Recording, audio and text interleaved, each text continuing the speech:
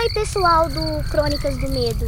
Hoje meu avô vai contar uma história de quando ele era mais novo. Uma noite em que ele e dois amigos estavam voltando para casa pela estrada da roça, já quase escuro, quando um homem apareceu parado no meio do caminho. Ele não pediu ajuda, só fez uma pergunta simples. E meu avô diz que no momento em que um deles respondeu, eles assinaram a própria sentença. Depois daquela noite, nenhum dos três voltou a ser o mesmo. Essa história nunca foi escrita em lugar nenhum. Meu avô só contou uma vez.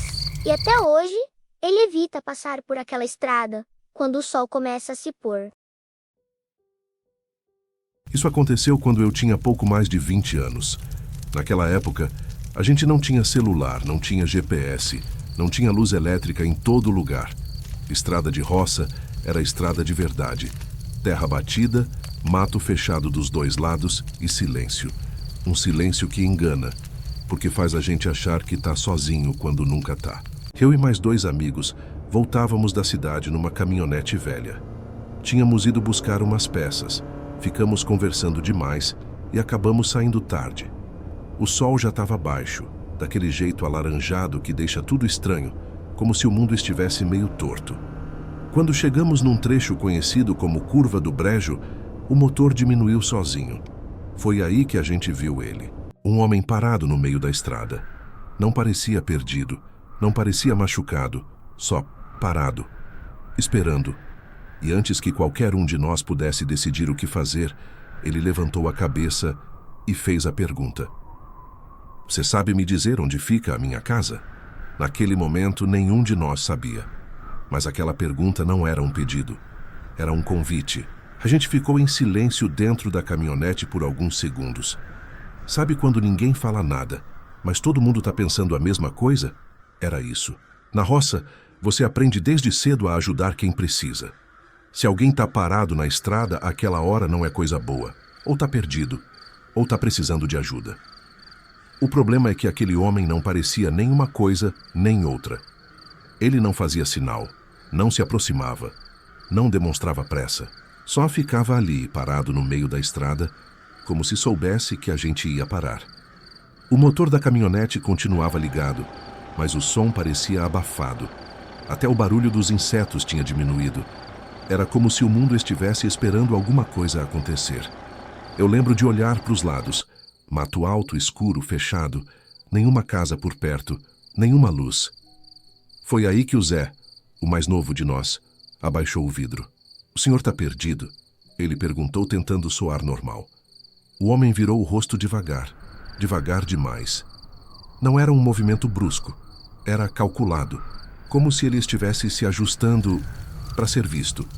Quando ele respondeu, a voz não combinava com o corpo.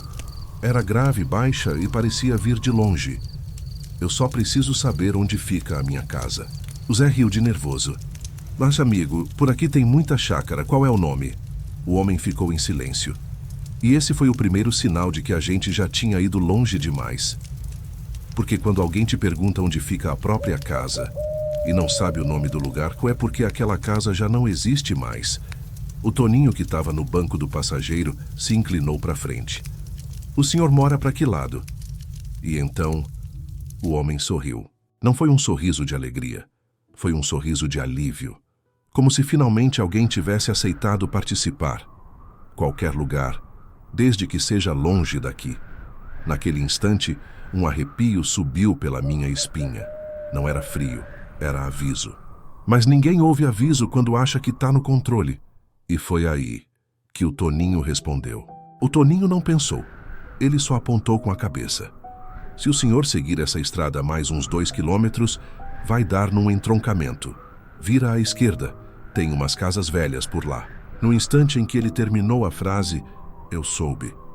Não sei explicar como, só soube. O homem abaixou a cabeça devagar, como quem guarda uma informação preciosa. "Obrigado", ele disse. A palavra ecoou estranho. Não foi um agradecimento comum. Foi como se ele estivesse confirmando algo. Eu engatei a marcha imediatamente. "Vamos embora, agora", falei seco. A caminhonete arrancou levantando poeira. Quando olhei pelo retrovisor, ele ainda estava lá, parado, no mesmo lugar. Não se mexeu, Não acenou, não virou o corpo. Mas eu sentia. Sentia que ele estava olhando. Seguimos em silêncio por alguns minutos. O Zé tentou quebrar o clima.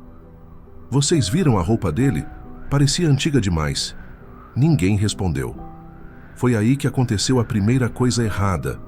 O rádio da caminhonete ligou sozinho. Chiado. Depois uma voz baixa, distorcida, quase irreconhecível. À esquerda, eu desliguei na hora. Deve ser mau contato, eu disse.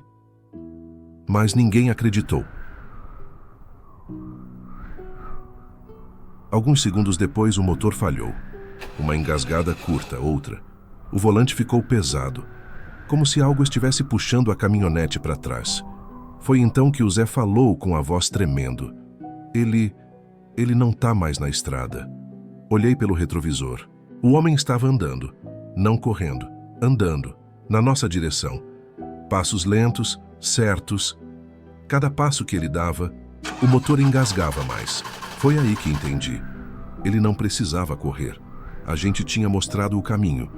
E quando você mostra o caminho para quem não devia encontrar, não importa a velocidade. O Toninho começou a rezar. O Zé chorava baixinho. E eu só pensava numa coisa. Aquela estrada não levava para casa nenhuma. Levava para onde ele queria ir.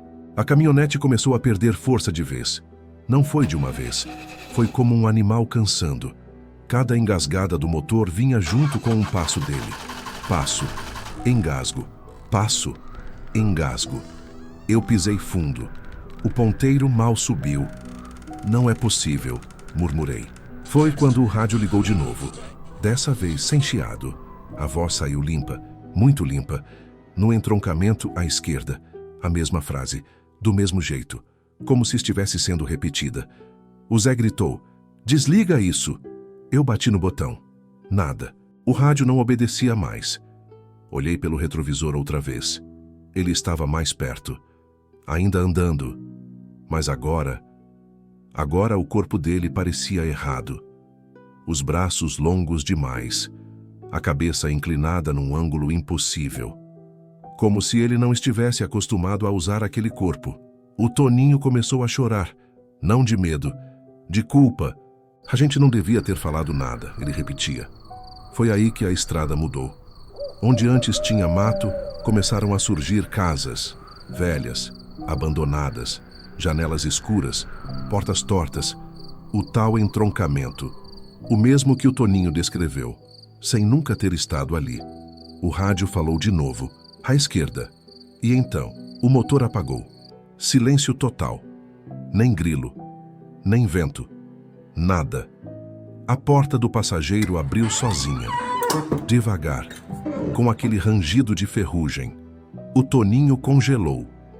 Ele só quer saber o caminho, o Zé sussurrou. Mas eu sabia. Ele não queria ir. Ele queria que alguém ficasse. O homem parou ao lado da caminhonete. Abaixou o rosto na altura da janela. E falou pela primeira vez sem o rádio. Vocês foram gentis. A voz era vazia. Como um lugar onde nada mora. Ele estendeu a mão. Não para mim. Pro Toninho. Agora é a minha vez de retribuir. As luzes da caminhonete acenderam sozinhas. O motor ligou. E eu acelerei. Não olhei para trás. Nunca mais. Na manhã seguinte, o Toninho não estava em casa. Disseram que ele saiu cedo. Mas ninguém viu. Nunca acharam o corpo. Só a caminhonete. Parada no entroncamento. Com a porta do passageiro aberta. Tem gente que acha que dar informação não tem preço. Até descobrir quem vai cobrar.